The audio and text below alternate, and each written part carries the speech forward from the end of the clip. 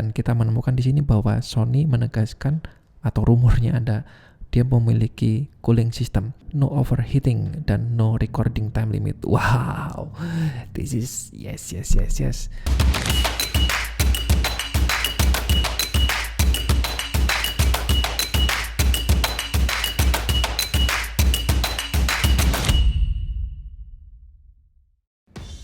Halo Sobat Exposure, jumpa lagi bersama saya Pratama di channel Exposure Picture.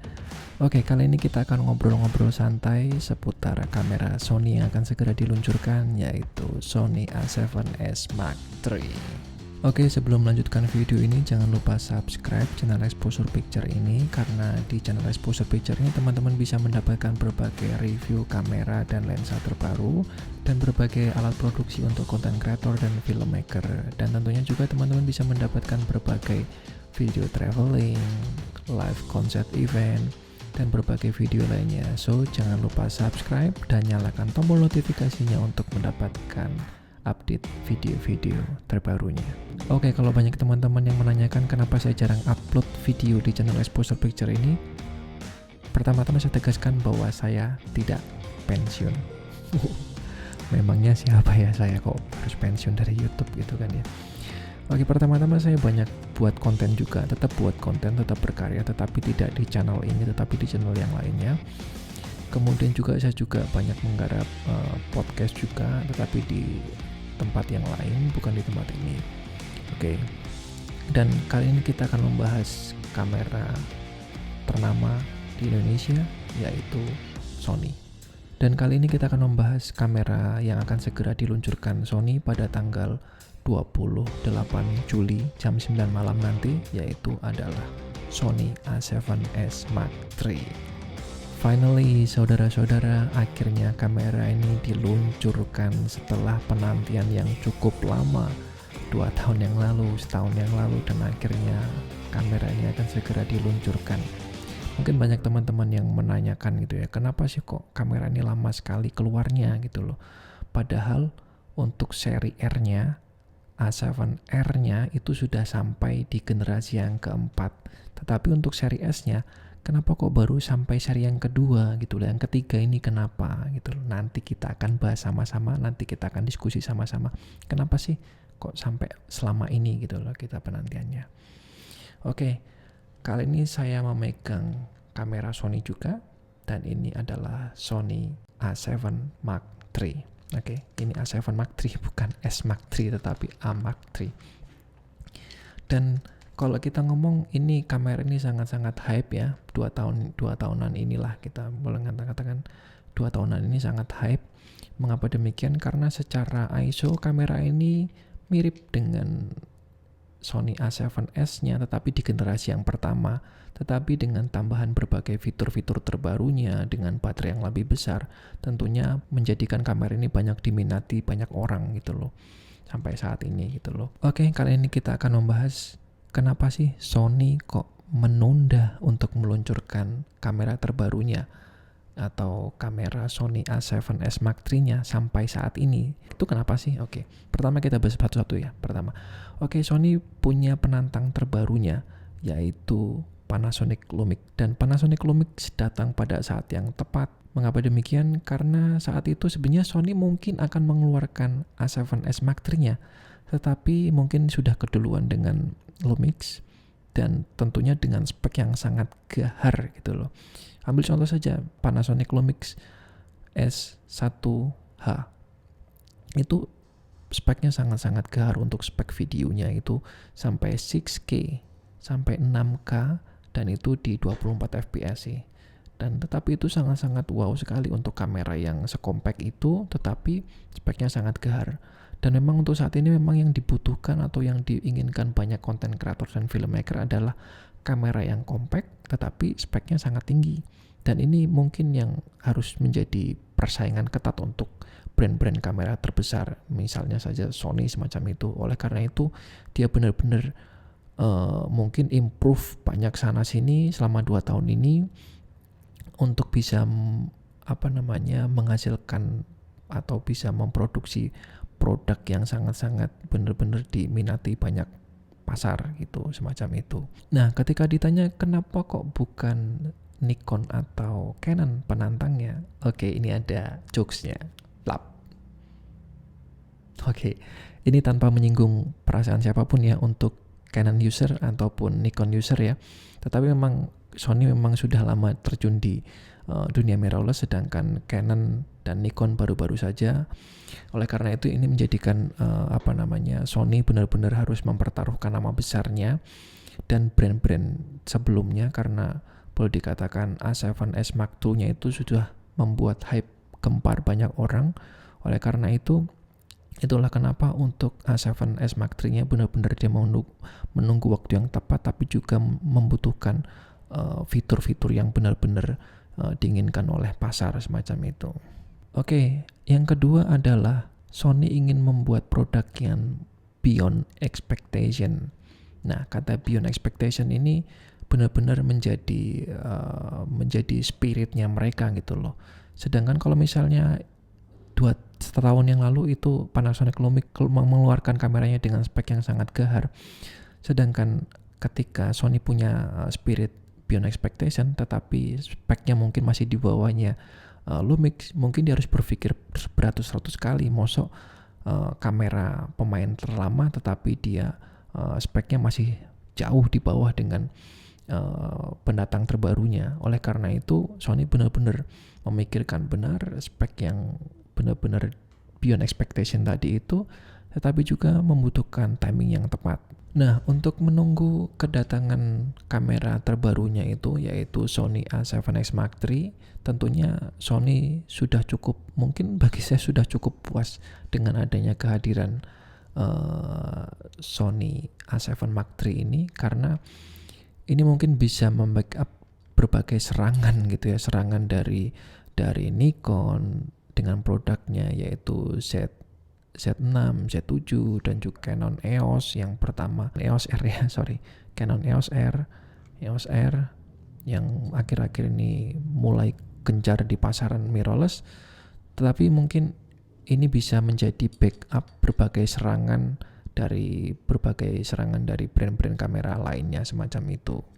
Dan yang ketiga adalah bahwa Sony menunggu timing yang tepat. Oke, sebagai pemain lama tentunya Sony nggak main-main ya untuk bisa mengeluarkan produk, mungkin boleh dikatakan produk best of the bestnya gitu loh. Nah, oleh karena itu Sony benar-benar menunggu berbagai brand kamera untuk mengeluarkan brand-brand produk-produk jagoan-jagoannya, andalan-andalannya semua dia keluarkan semua, sedangkan Sony menunggu terakhir-terakhirnya. Masuk superhero keluarnya di awal-awal kan nggak seru. Superhero mestinya keluarnya kan di akhir gitu kan, sehingga benar-benar dianggap sebagai superhero gitu. Itulah kenapa setelah Panasonic S1 keluar, S1R, S1H, Nikon Z6, Z7, EOS, Canon EOS R, bahkan yang terbaru kemarin ini mungkin sekitar seminggu yang lalu Canon EOS R sudah muncul, R5, Canon EOS R5 muncul, bahkan EOS R6 juga muncul, dan ini mungkin saat yang tepat dan mungkin terakhir bagi giliran Sony untuk bisa meluncurkan kamera ini. Dan mungkin timing yang tepat lagi adalah bahwa akhir-akhir ini Canon EOS R5 juga diserang banyak kritikan itu, banyak kritikan. Mengapa demikian? Karena kita tahu bahwa Canon EOS R5 itu terkenal dengan promosinya yang gencar, yaitu dengan merekam dengan kualitas 8K, 8K gitu loh. Kamera sekecil itu, sekompak itu, tetapi bisa merekam dengan kualitas 8K. Apakah tidak overheat? Nah, itu menjadi pertanyaan banyak orang gitu loh. Dan akhirnya ternyata terbukti bahwa kamera ini hanya mampu merekam 8K hanya dalam waktu 20 menit. Dan itu harus didinginkan lagi, dibiarkan lagi dalam waktu sekitar 20 menit juga, dan baru bisa untuk merekam lagi. Dan ini adalah kesempatan emas bagi Sony untuk benar-benar menjawab berbagai keraguan konsumen, bahwa Sony ingin membuktikan bahwa ini mereka mempunyai produk, mempunyai kamera yang benar-benar beyond expectation, no overheat, semacam itu, dan semuanya mungkin tidak menggunakan embel-embel lagi 8K karena nonsense gitu loh untuk kamera sekompak itu tanpa kipas pendingin tentunya juga, tetapi bisa merekam sampai 8K itu kan sungguh sangat luar biasa, dan itu nonsense lah semacam itu. Dan mungkin orang jarang membutuhkan sih untuk sampai 8K itu buat apa gitu kan. 6K aja 6K aja mungkin sebagian orang membutuhkan, tetapi mungkin yang lebih familiar saat ini adalah 4K tetapi sampai high frame rate semacam sampai 120 fps atau semacam itu. Dan inilah saat yang tepat bagi Sony untuk bisa membuktikan apakah dia bisa melahirkan produk yang benar-benar beyond expectation. Oke, jadi penasaran bagaimana rumor spek dari A7S Mark III-nya ini? Oke, kita baca langsung dari website sonyalpharumors.com. Apakah spek ini benar-benar akan menjadi 100% sama seperti yang akan diluncurkan nanti? Kita tidak tahu, tapi paling tidak kita ngobrol-ngobrol sekitar rumorsnya ini. Oke, kalau kita baca di Sony Alpha Rumors ini menegaskan bahwa Sony confirms our rumor, menegaskan rumor kami Sony A7S Mark III akan diluncurkan pada tanggal 28 Juli. Oke, dengan new 12 megapiksel sensor. Oke, berarti 12 megapiksel sensor masih sama dengan generasi A7S Mark II-nya, masih sama juga. Tetapi dengan fast readout gitu, unclear. Kemudian juga record Full HD sampai 24 fps, 4K-nya sampai 120 fps, dan bitrate-nya sampai 10 bit dan 422. Dan ini sangat luar biasa sekali, dan ini sangat ditunggu-tunggu. Karena banyak orang menyaksikan dengan 8 bit itu orang bisa buat apa sih? Kedalaman dynamics-nya bisa dalam apa sih? Tetapi dengan 10 bit itu sangat-sangat luas sekali, sehingga orang ketika ingin mengedit video dengan berbagai colornya, grading colornya itu sangat-sangat luas sekali, dan ini sampai 422, dan ini sangat-sangat luar biasa sekali. Dan mungkin secara standar pasar sudah sampai di level ini ya, di 10 bit 422 semacam itu. Dan untuk 4K-nya juga sudah sampai 120 fps ya. Dan untuk base ISO-nya 160 untuk S-Log3-nya. Dan menurut rumor di sini no dual ISO. Oke, kalau kita compare sedikit di Panasonic Lumix S1H itu dia punya dual native ISO, sehingga benar-benar memudahkan untuk exposure-nya gitu, sehingga orang tetap bisa mendapatkan highlight dan shadow yang sangat-sangat tepat.